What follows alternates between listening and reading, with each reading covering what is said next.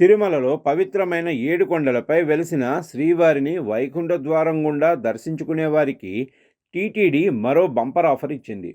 కొంతమంది సామాన్యులకు అభిషేక దర్శనం కల్పిస్తుంది. మీరు కూడా ఈ దర్శనం పొందాలంటే ఏం చేయాలో ఇప్పుడు తెలుసుకుందాం.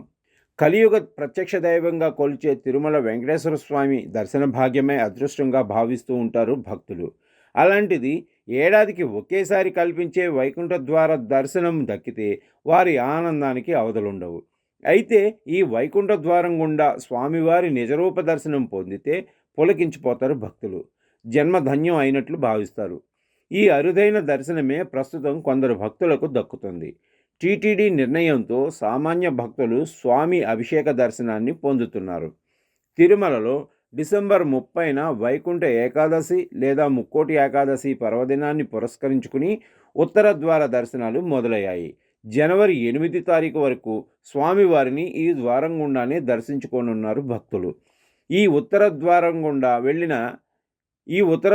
గుండా వెళ్ళి స్వామిని దర్శించుకుంటే సర్వపాపాలు తొలగి మోక్షం లభిస్తుందని హిందువుల నమ్మకం. అందుకే ప్రస్తుతం తిరుమలకు భక్తులు పోటెత్తుతారు. కేవలం 4 రోజుల్లోనే లక్షలాది మంది భక్తులు కలియుగ దైవాన్ని మోక్షద్వారం గుండా దర్శించుకున్నారు.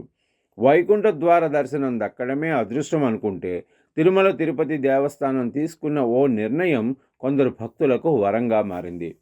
ప్రస్తుతం భక్తుల రద్దీ నేపథ్యంలో ఉదయం శ్రీవారి అభిషేక సమయంలో కూడా దర్శనాలు కల్పించాలని టీటీడీ నిర్ణయించింది.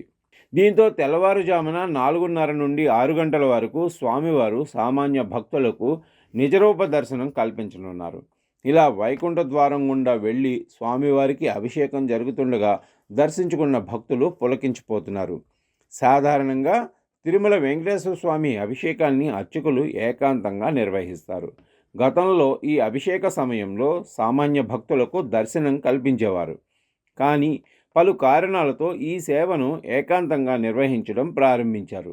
కేవలం ముందుగా టికెట్ బుక్ చేసుకున్న వారు, సిఫారసులు కలిగిన వీఐపీలకు మాత్రమే ఈ సమయంలో స్వామి దర్శనానికి అనుమతిస్తారు.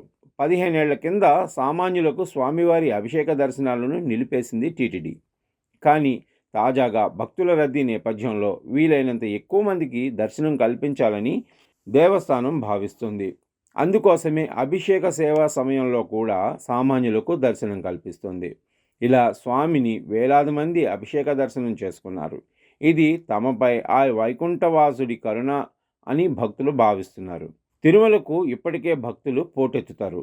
వైకుంఠ ఏకాదశికి ముందు నుండే ఈ రద్దీ కొనసాగుతుంది. కేవలం 4 రోజుల్లోనే అంటే డిసెంబర్ 30, 31, జనవరి 1, 2 తేదీల్లో దాదాపు 2,85,000కు పైగా భక్తులు స్వామివారిని వైకుంఠ ద్వార దర్శనం చేసుకున్నట్లు టీటీడీ చెప్తుంది.